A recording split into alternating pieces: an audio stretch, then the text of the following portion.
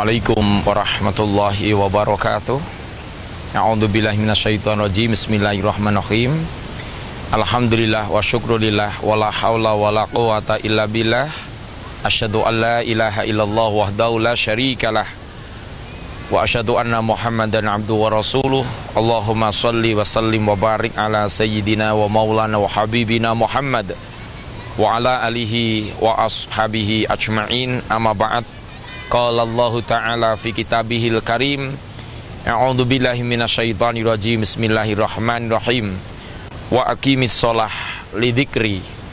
Dan dirikanlah salat untuk mengingat kepadaku Allah. Saudaraku muslimin muslimat, para pemirsa TA TV yang dirahmati Allah.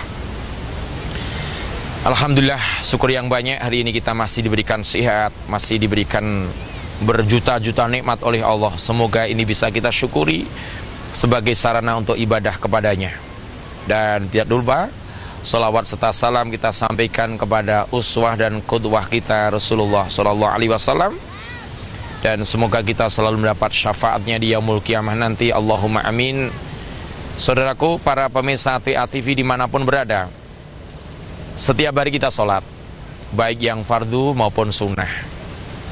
Tapi sejauh mana sholat kita ini benar-benar berkualitas? Sudahkah sholat kita berkualitas? Sudahkah sholat kita ini baik? Syukur bisa khusyuk, bisa tawadhu, dan maksimal lagi kita mampu mengimplementasikan yang kita ucapkan, yang kita gerakkan, baik fi'liyah maupun qauliyah dalam sholat, dalam kehidupan sehari-hari. Baik saudaraku, pada kesempatan kali ini kita akan menyampaikan sebuah kajian sholat yang berkualitas, agar sholat kita tidak sia-sia, agar sholat kita diterima oleh Allah Subhanahu wa Ta'ala. Baik, yang pertama, kalau kita lihat pada surat Toha ayat 14, Allah perintahkan wa aqimus sholah lidzikri, dan dirikan sholat untuk mengingatku. Perintah ini bukan mengerjakan tapi mendirikan. Saudaraku, ingat, kita harus tahu perbedaan mengerjakan dengan mendirikan. Kalau mengerjakan ini kan cuma sebatas gugur kewajiban. Pokoknya orang Islam sholat, habis sholat dia tidak bisa mempraktekkan, mengaplikasikan sholatnya dalam kehidupan sehari-harinya.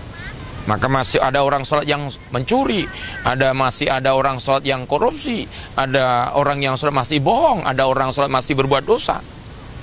Bukan itu. Tetapi kalau mendirikan, setelah selesai sholat, apa yang diucapkan, apa yang dikerjakan dalam sholat, itu dipraktekkan dalam kehidupan sehari-hari. Nah, baiklah saudaraku, yang pertama, sholat agar berkualitas adalah kosongkan dari pengaruh dunia.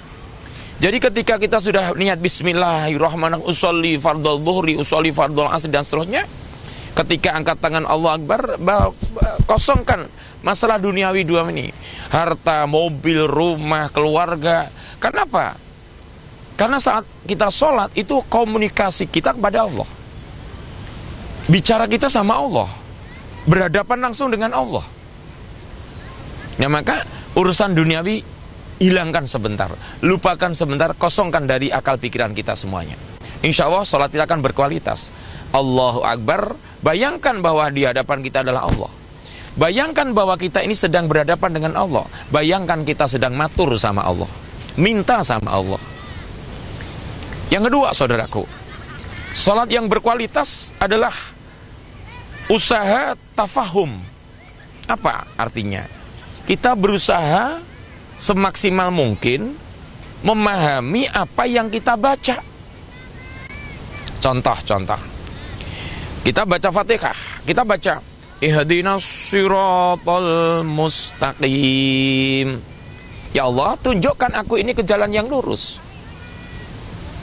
jalan yang benar, jalan yang baik, jalan yang Kau ridhoi, kehidupan yang baik, kehidupan yang Kau ridhoi ya Allah.